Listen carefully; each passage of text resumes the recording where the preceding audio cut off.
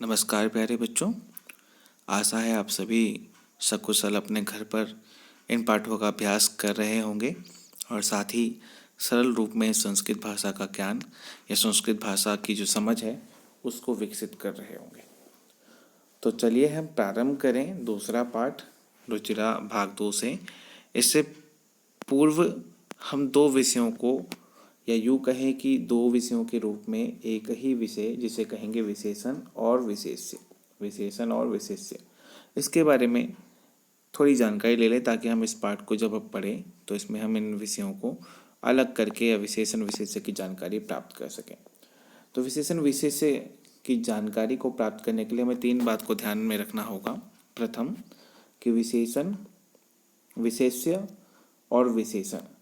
विशेषण ऐसा शब्द है जो किसी की विशेषता बतलाता है, यानी कि किसी के बारे में अच्छाई बुराई या जिस भी विषय को यानी कि गुणवाचक जो भी शब्द किसी के बारे में बोला जाए तो वो शब्द विशेषण का होता है, और जिसके बारे में बोला जाए वो विशेष्य का, यानी कि एक ही वाक्य में इन दोनों शब्दों का प्रयोग होता है। तो अब पहचाने कैसे? तो पहचान के लिए तीन बातों का विशेष ध्यान रखा जाए तो हम इन दोनों को पहचान सकते हैं कि कौन सा पद विशेषण का है और कौन सा विशेष्य का। जिसमें प्रथम आता है लिंग। तो प्यारे बच्चों, विशेषण और विशेष्य पद के आपस में समानताएं होती हैं, वो लिंग के आधार पर होती है। दूसरा वचन, वचन के आधार पर समानता, और तीसरा विभक्ति के आधार पर समानता। तो इन तीनों समानताओं को यदि हम पहचान लेंगे तो हम विशेषण और विशेष्य को बड़ी ही आसानी से पहचानने में सक्षम होंगे। तो आइए देखते हैं वो तीन प्रकार की समानता हमें किस प्रकार से वाक्यों में दिखेंगी। तो प्रारंभ करते हैं प्रथम वाक्य से। प्रथम वाक्य, सिंहः क्रूरः अस्ति। शेर क्रूर है यानी कि गुस्सैल है। तो इसमें गुस्सैल यानी कि क्रूर जो पद है वो क्या है? शेर के बारे में विशेषता बतला रहा है। उसकी विशेषता क्या है? वो गुस्सैल है, क्रूर है। तो जो शब्द विशेषता बतलाए वो विशेषण। और कौन है गुस्सैल? तो सिंह। तो यानी कि विशेषता किसकी बताई जा रही है? सिंह। तो सिंह यहाँ पर विशेष्य का पद है। चलिए देखते दूसरा वाक्य, एतत् प्रसिद्धम नगरम अस्ति। यह नगर प्रसिद्ध है। तो प्रसिद्ध है, फेमस है क्या? नगर। तो प्रसिद्ध क्या है यहाँ वाक्य में? विशेषण। और नगर प्रसिद्ध है ना, इसलिए नगर क्या है? विशेष्य। तीसरा वाक्य देखिए, लता शुष्का अस्ति। लता सूखी है। तो इस वाक्य में शुष्क मतलब सूखी, सूखी यानी कि विशेषता कैसी है? लता सूखी है। और विशेषता किसकी बताई जा रही है? लता की, इसलिए वो विशेष्य। तो यहाँ पे लता विशेष्य और शुष्का विशेषण।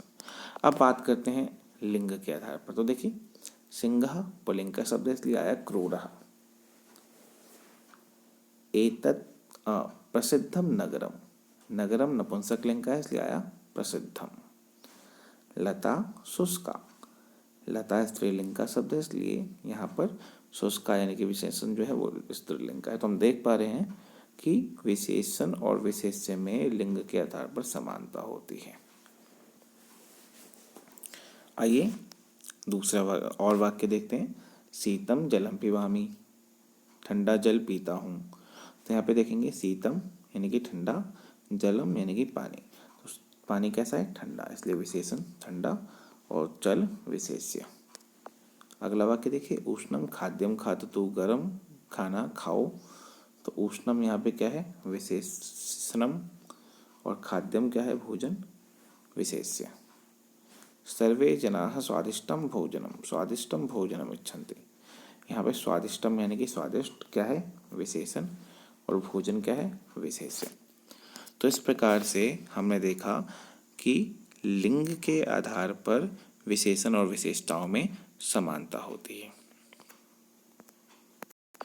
तो आइए लिंग के आधार पर एक और समानता देखते हैं। बालकः सुंदरः, पुस्तकम स्थूलम, बालिका सुंदरी। यदि हम स्थूलम की जगह इसी शब्द को रख ले तो यहाँ पे आएगा सुंदरम। तो इससे जानने में और भी स्पष्ट हो जाएगा। तो बालकः सुंदरम, सुंदर यहाँ पे क्या है? सुंदरः विशेषण है और बालक क्या है? विशेष्य है। इसी प्रकार से पुस्तक विशेष्य और बालिका भी विशेष्य। स्थूलम अर्थात मोटा होता है। तो सुंदरः बालकः पुल्लिंगा, सुंदरम पुस्तकम नपुंसकलिंगा, सुंदरी बालिका। तो लिंग के आधार पर विशेषण भी बदलते हैं, विशेष्य भी। तो दोनों में समानता होती है लिंग के आधार पर। कुछ उदाहरण देखते हैं लिंग के आधार पर किस प्रकार से। ऐसे उत्तमः पुल्लिंग में उत्तमः, स्त्रीलिंग में उत्तमा, और वही नपुंसक लिंग बनता है उत्तमम। नूतनः नूतना नूतनम, पुरातनः पुरातनी पुरातनम, सुंदरः सुंदरी सुंदरम। उदाहरण के तौर पे देख सकते हैं उत्तमः विचारः, उत्तमा पुस्तिका, उत्तमम पुस्तकम। तो इस प्रकार से हम कह सकते हैं कि लिंग के आधार पर विशेषण विशेष्य में समानताएं होती हैं।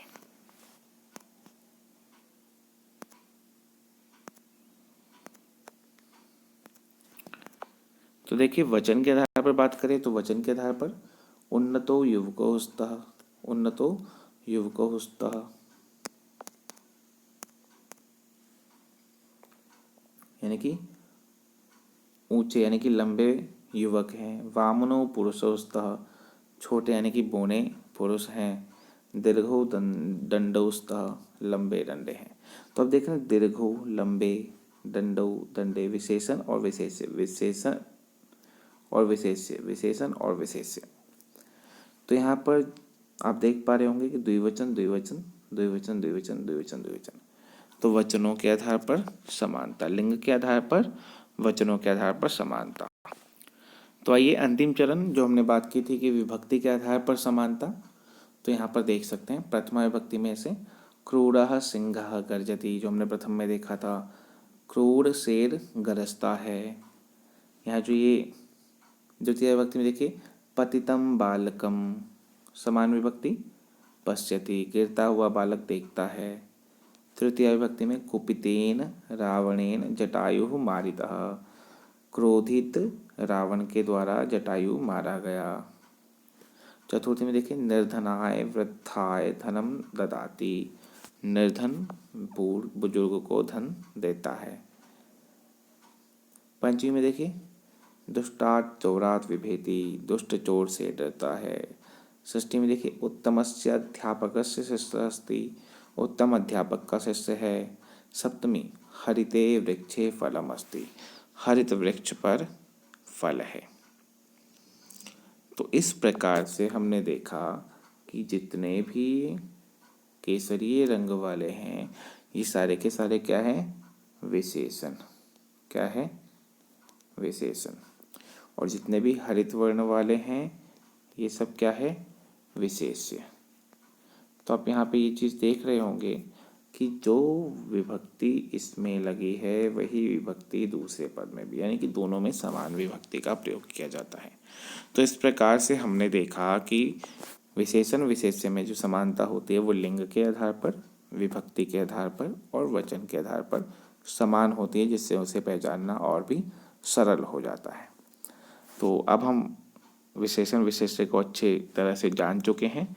आशा है आप सभी को ये स्पष्ट भी है। यदि फिर भी कोई शंका हो तो आप प्रश्न कर सकते हैं। इस वीडियो के बाद जब हम अगली वीडियो लेकर या अगली कक्षा में प्रस्तुत होंगे तो हम देखेंगे दूसरा पाठ, जिसका शीर्षक है दुर्बुद्धि विनश्यति। आज के लिए इतना ही। धन्यवाद।